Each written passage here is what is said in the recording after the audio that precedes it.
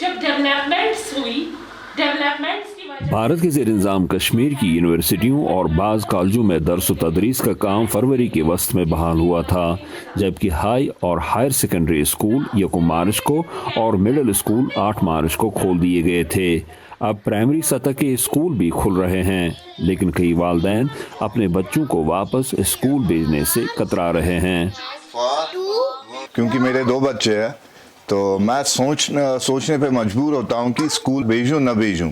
तो यही सोच रहा हूँ कि इनको घर में ही पढ़ाऊँगा। जितने भी लोग हैं, जितने भी माँ बाप हैं, वो यही सोचते हैं हालात ठीक हो जाएंगे, कोविड का कोई टेंशन नहीं होगा, तो बिला खौफ हम इंशाल्लाह फिर स्कूल भेजेंगे अपने बच्चों को।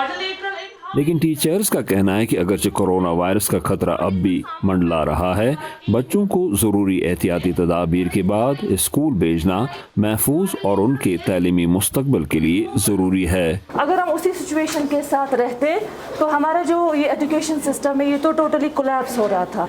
एज अ टीचर तो मुझे बहुत ज़्यादा खुशी हो रही थी, क्योंकि मेरा जो सब्जेक्ट है मैं यूजुअली वो ऐसे ऑनलाइन नहीं पढ़ा पाती, मैं अपना 100% नहीं दे पा रही थी। मतलब ये टीचर पे डिपेंड करता है और स्टूडेंट पे भी डिपेंड करता है कि वो कितने SOPs फॉलो करेगा। अगर वो SOPs फॉलो करता है तो उसको खतरा नहीं रहेगा। I feel that the performance एक तालिब इल्म की कारकर्दगी रवायती क्लासरूम में ही निखर कर सामने आती है।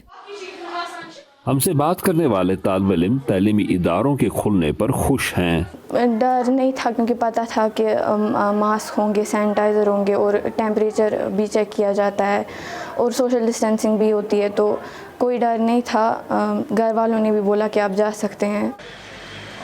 स्कूल आके बहुत अच्छा लग रहा है कि we are resuming back the class work, but due to covid हमें अलग अलग बैठना पड़ रहा है, फ्रेंड्स के साथ ज़्यादा इंटरेक्शन नहीं होती है, अलग लग रहा है, एक दूसरे को पहचान नहीं पा रहे हैं बहुत सारों को मास्क की वजह से। दूर दूर से ही सही है, बट अच्छा लग रहा है।